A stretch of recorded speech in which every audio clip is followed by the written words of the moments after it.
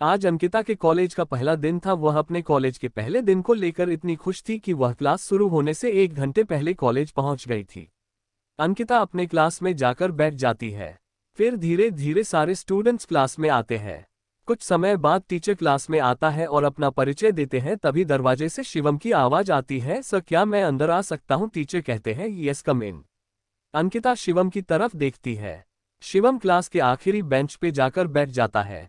थोड़ी देर बाद टीचर सभी स्टूडेंट्स से कहते हैं कि 2 दिनों के बाद आप लोगों का फ्रेशर पार्टी होगा। अगर कोई स्टूडेंट्स प्रोग्राम में भाग लेना चाहता है तो क्लास के बाद ऑफिस में जाके अपना नाम लिखवा सकता है। शिवम ने सोचा, क्यों ना मैं भी अपना नाम इस प्रोग्राम में लिखवा दूं। शिवम को गाने का बहुत शौक था तो उसने अपना नाम सिंगिंग लिस्ट में लिखवा दिया। दिनों के बाद फ्रेशर पार्टी शुरू होती है। अंकिता भी प्रोग्राम हॉल में जाकर बैठ जाती है। थोड़ी ही देर बाद प्रोग्राम शुरू होता है और कुछ समय बाद शिवम की बारी आती है।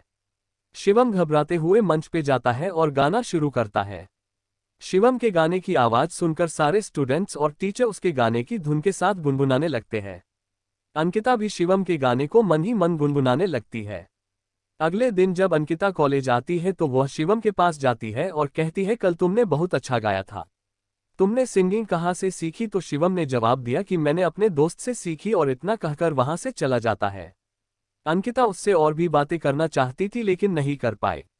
फिर उस दिन के बाद से अंकिता रोज शिवम से बात करने की कोशिश करती, लेकिन शिवम केवल उसे हाँ और न में जवाब देकर वहां से चला जाता, क्योंकि शिवम जानता था कि शायद अंकिता उसे पसंद करने लगी है, लेकिन शिवम उसके करीब नहीं जाना चाहता था।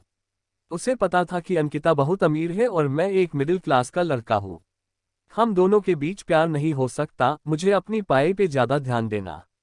अब अंकिता को कॉलेज में 2 महीने हो गए थे, लेकिन अभी भी अंकिता को शिवम से बात करने की कोशिश जारी थी। अंकिता ये जानती थी कि शिवम एक मिडिल क्लास का लड़का है, इसके बावजूद वह शिवम को पसंद करने लगती है। लेकिन अंकिता ने कभी भी अपने दिल की बात शिवम को नहीं बताई। एक दिन अंकिता शिवम के पास जाकर कहती है कि आज मेरी कार खराब हो गई है, क्या तुम मुझे अपने बाइक से मेरे घर तक छोड़ सकते हो? तो शिवम कहता है कि मैं तुम्हें अपने बाइक पे नहीं बैठा सकता, अगर किसी ने देख लिया तो क्या कहेंगे? कुछ नहीं कहेंगे पागल, अंकिता कहती है। मैं कह दूंगी कि हम दोनों दोस्त हैं, तुम डरो मत। शिवम कहता है, ठीक है। शिवम अपनी बाइक लेके आता है। अंकिता बाइक पे बैठ जाती है। शिवम अंकिता को लेकर निकल पड़ता है। अंकिता बहुत खुश थी। वह शिवम से कहती है कि काश तुम मुझे रोज इसी तरह अपने बाइक पे बैठकर मेरे घर तक छोड़ने आते। शिवम अंकिता को कहता है कि ये आखिरी बार है, इसके बाद मैं तुम्हें दोबारा छोड़ने के लिए नहीं आऊंगा। कॉलेज के अगले दिन अंकिता फिर से वही बहाना बनाती है और शिवम से कहती है कि मेरी कार फिर से खराब हो गई है, क्या तुम मुझे घर तक छोड़ सकते हो?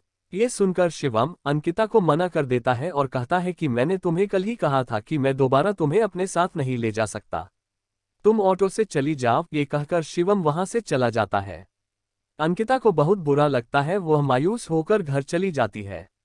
अगले दिन जब शिवम कॉलेज आता है तो उसे क्लास में अंकिता दिखाई नहीं देती। 4 दिन बीत जाते हैं लेकिन अंकिता कॉलेज नहीं आती। शिवम सोचने लगता है कि शायद मैंने उस दिन अंकिता को मना कर दिया, इसीलिए वह नाराज होकर कॉलेज नहीं आ रही है। देखते ही देखते लगभग 1 सप्ताह से ज्यादा हो गया। शिवम अब अंकिता के बारे में सोचकर परेशान होने लगा। फिर बाद में वह अपने आप को कहता कि मैं क्यों अंकिता के बारे में सोचकर परेशान हो रहा हूं। लेकिन सच तो ये था कि शिवम को भी अंकिता से प्यार होने लगा था। शिवम रोज अंकिता के घर के पास जाता, लेकिन उसकी इतनी हिम्मत नहीं थी कि वह उसके घर के अंदर जा सके। 1 महीने के बाद मिड सेमेस्टर का एग्जाम आता है। उस दिन अंकिता एग्जाम देने के लिए कॉलेज आती है। अंकिता को देख शिवम बहुत खुश था। एग्जाम खत्म होने के बाद शिवम अंकिता के पास जाता है और उससे पूछता है कि तुम इतने दिनों से कॉलेज क्यों नहीं आ रही? तो अंकिता जवाब देती है कि मेरे कॉलेज आने या नहीं आने से तुम्हें क्या फर्क पड़ता है, तुम्हें तो सिर्फ अपने आप से मतलब है, और तुमने तो मुझे उस दिन घर छोड़ने से मना कर दिया था। शिवम, हाँ उस दिन मुझसे गलती हो गई, उसके लिए मैं तुमसे माफी मांगता हूँ, प्लीज मुझे माफ कर दो।